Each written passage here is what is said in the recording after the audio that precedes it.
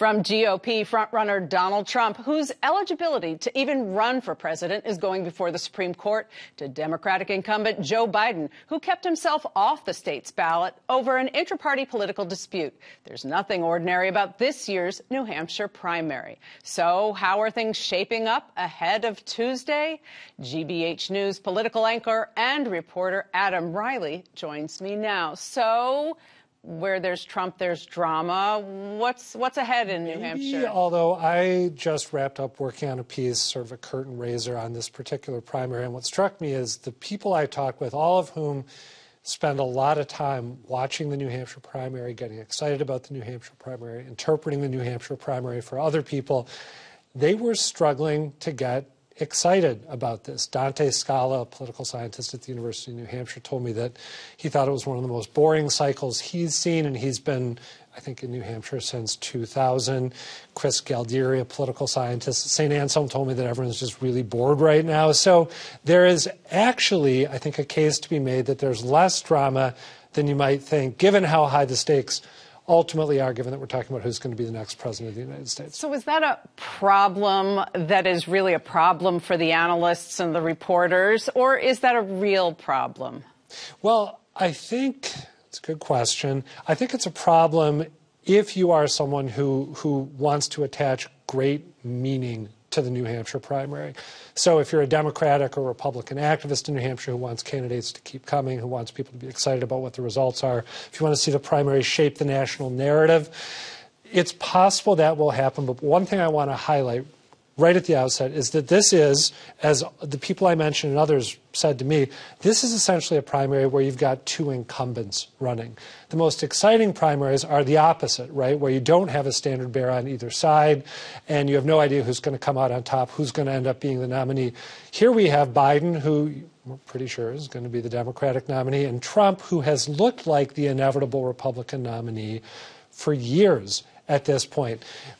It's possible that Nikki Haley is going to have a better than expected showing that changes the narrative about Trump. But right now, it is still like we have two incumbents running against each other, which is unprecedented. So obviously, Nikki Haley does not want this to be a foregone conclusion. And maybe that feeds into a sense of there's nothing I can do, maybe a little more apathy for Haley. Well, there is reason to think that she has a good shot at surprising people, in which case everything I just said about the primary being boring would go out the window. There was a poll that came out yesterday, I think it was an American research poll, if I remember correctly, that showed Haley and Trump tied 40% to 40% among likely primary voters.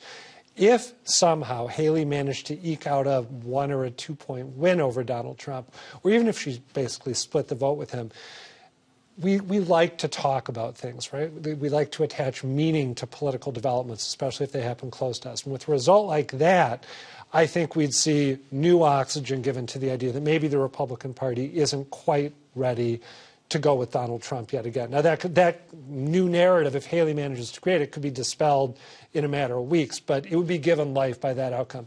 If she loses by like 15 points, 20 points, maybe even 10 points, I think it'll be harder for that narrative to build momentum. Right, right. But explain to us, the rules in New Hampshire are slightly different. So there's opening for independents there. Explain how that works. Well, independents can vote in either the Democratic or the Republican primary. They have to pick one. There's reason to think that a lot of independents are taking interest in the Republican primary, which could help Haley.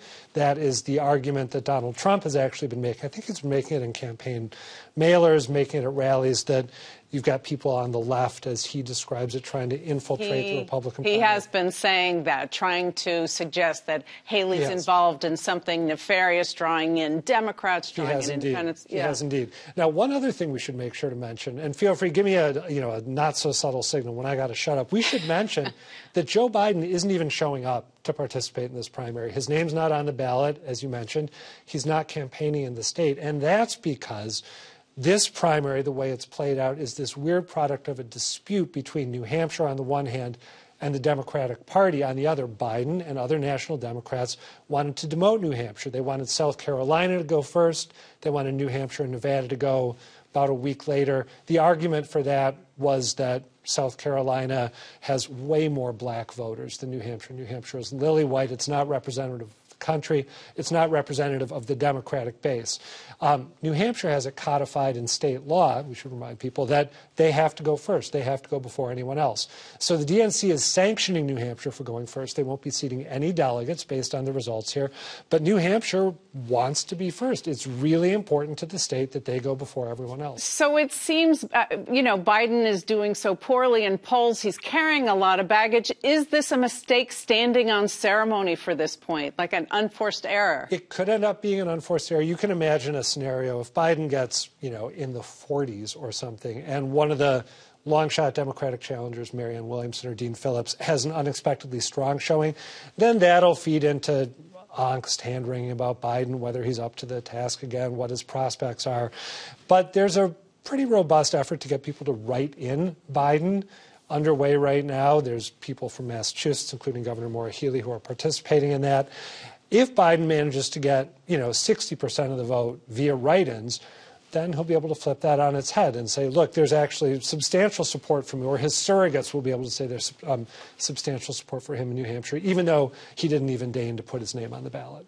So there are no delegates at stake here for the Democrats? No delegates for the Democrats are going to be awarded based on. So ultimately, what does New Hampshire mean for Biden? It's all about perception, right? And he'll have a field day. I mentioned him getting 60% of the vote. If he gets 55% of the vote and Donald Trump is under 50, neck and neck with Nikki Haley, he'll probably find a way to talk about that on the campaign trail, even though he hasn't wanted to participate in the contest. It's all about perception and how the two candidates leverage the results, whatever they are, to make themselves look good. Adam Riley, you said it's boring, but I think you make it very interesting, very compelling case there for drama in New Hampshire. Okay. Thank you very much. Thanks, Liz.